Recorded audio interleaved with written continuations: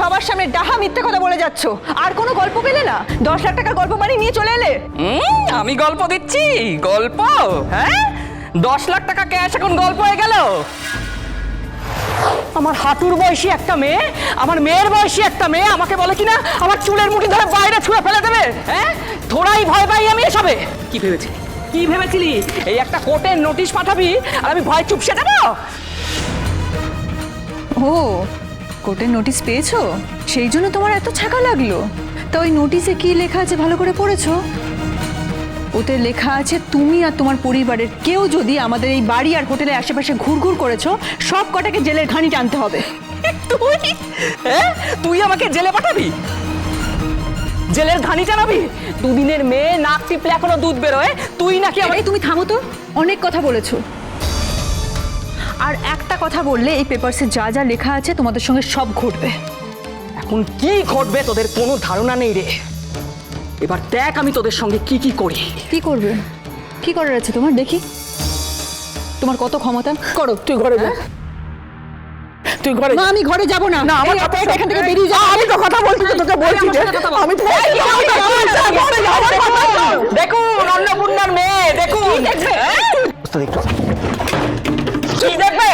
বললো বাসন্তী, বাসন্তী দেখ তো কি বললো।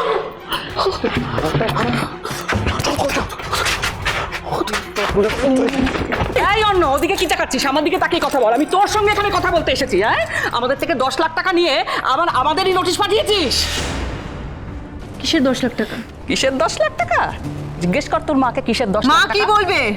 টাকা দিয়ে কার্যসিদ্ধি করার স্বভাব তোমার ওই চরিত্রহীন বেঈমান বরেরই আছে। আর তুমি কি বললে? আমরা তোমাদের কাছ থেকে টাকা নিয়েছি? কবে টাকা নিয়েছি? এই মিথ্যে কথা বলতে বলতে না কোনদিন তোমার জিভটা খসে পড়ে যাবে। সবার সামনে ডাহা মিথ্যে কথা বলে যাচ্ছ। আর কোনো গল্প পেলে না? 10 লাখ টাকার গল্প বানিয়ে নিয়ে চলে এলে। আমি গল্প দিচ্ছি? গল্প? হ্যাঁ, 10 লাখ টাকা ক্যাশ এখন গল্প হয়ে গেল? এত তাড়াতাড়ি 10 লাখ টাকা হজম করে হ্যাঁ ভুলে বেড়ে দিলি? মিথ্যুক মেয়ে ছেলে একটা। তোমাকেও তোমার বরের মতো ঘাট ধাক্কা দিয়ে না বের করলে তুমি এখান থেকে যাবে না, বুঝতে পেরেছি। চলো বেরো বেরো বেরো। কি আসল কথা? আরে কোথায় যাচ্ছ ওস্তাদ? আরে তোদের বৌদি বড্ড ছটফট করছে, ওকে সামলাতে হবে তো। নিজেকে সামলাও ওস্তাদ, তুমি এখন ওর কেউ হওনি। ওকে সামলানোর লোক আছে, তুমি একটু নিজেকে সামলাও। তুই একদম ভুলভাল বকবি না, ঠিক আছে? ঘরে কেন নিয়ে গেল? ঠান্ডা করে বস। শুনলি না? মাকে জানাই তাই বলে অপমান করছে আমাকে। মায়ের কাছে থাকতে তো ছাড় আমাকে। আমাকে যেতে দে। 10 লাখ টাকার কথা বলছিল। কিসের 10 লাখ টাকা? কতগুলো লোকের সামনে ডাহা মিথ্যে কথা বলছিল আমাকে। কিসের 10 লাখ টাকা? ও তো ওরকমই, ও তো সবসময় এরকম করে।